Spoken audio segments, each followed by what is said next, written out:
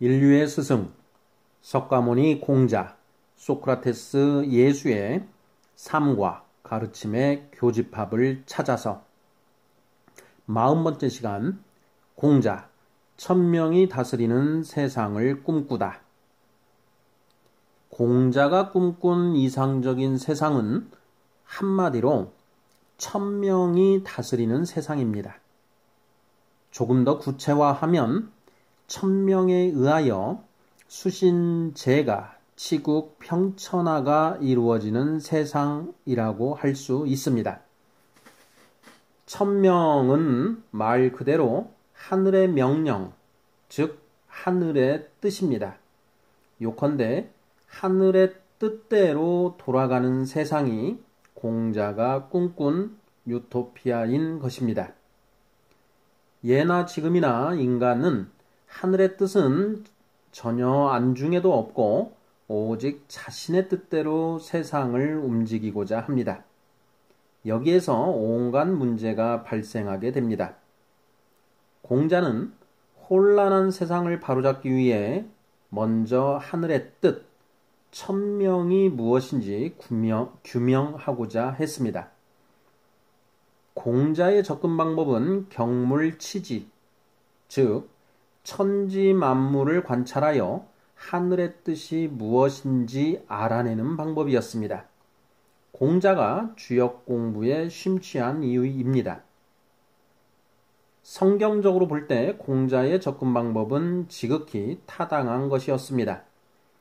로마서 1장 20절은 창세로부터 하나님의 보이지 아니하는 것들, 곧 그의 영원하신 능력과 신성이 그가 만드신 만물에 분명히 보여 알려졌나니 그들이 핑계하지 못할지니라고 기록하고 있습니다.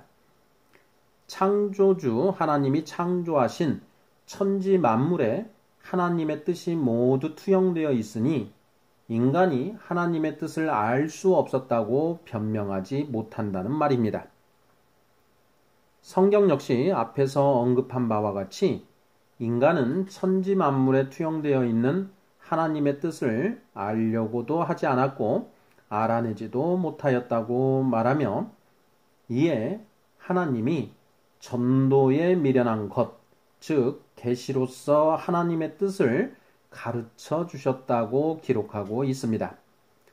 고린도전서 1장 21절 하나님의 지혜에 있어서는 이 세상이 자기 지혜로 하나님을 알지 못하므로 하나님께서 전도에 미련한 것으로 믿는 자들을 구원하시기를 기뻐하셨도다는 것입니다. 하나님은 아브라함과 그의 자손, 즉 이스라엘을 창구로 삼아 하나님의 뜻을 인간들에게 가르쳐 주시려고 계획하였습니다. 시편 147편 19, 20절 그가 그의 말씀을 야곱에게 보이시며 그의 율례와 규례를 이스라엘에게 보이시는도다. 그는 어느 민족에게도 이와 같이 행하지 아니하셨나니 그들은 그의 법도를 알지 못하였도다. 라는 말씀이 바로 그것입니다. 중용 제1장은 천명지위성 솔성지위도라는 문장으로 시작합니다. 풀이하면 하늘의 명령을 가리켜 성이라 하고 하늘의 명령인 성에 순종하는 것이 바로 도라는 의미입니다. 성이 도대체 무슨 뜻일까요? 성은 마음 신방의 살생자가 합쳐진 글자로 살라는 마음을 뜻합니다. 요컨대 천명지위성이라는 말은 하늘의 명령은 살라는 것이라는 뜻인 것입니다.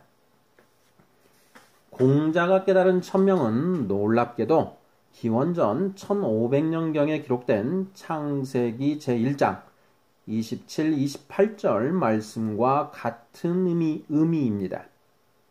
하나님이 자기 형상, 곧 하나님의 형상대로 사람을 창조하시되 남자와 여자를 창조하시고 하나님이 그들에게 복을 주시며 이르시되 생육하고 번성하여 땅에 충만하라.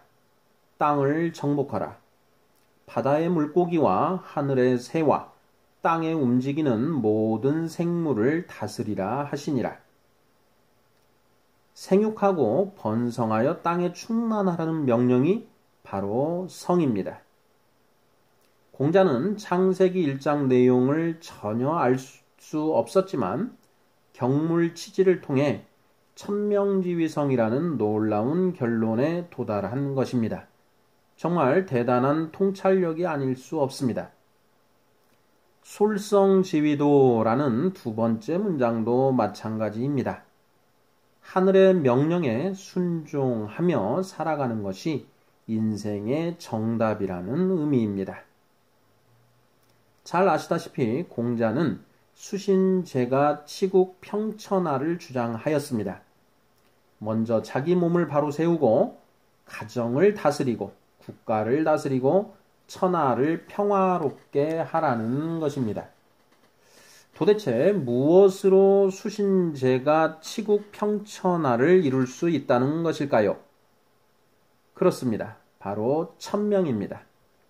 하늘의 뜻을 깨달아 수신을 이루고 하늘의 뜻으로 가정과 사회와 천하를 다스려야 한다는 것입니다. 천명을 깨달은 자가 바로 군자입니다. 공자는 세상이 천명을 깨달은 군자에 의해 다스려져야 한다고 설파한 것입니다. 플라톤이 말한 철인정치와 유사하지 않습니까? 어떻습니까? 공자가 꿈꾼 이상적인 사회가 어떤 모습인지 그려지십니까?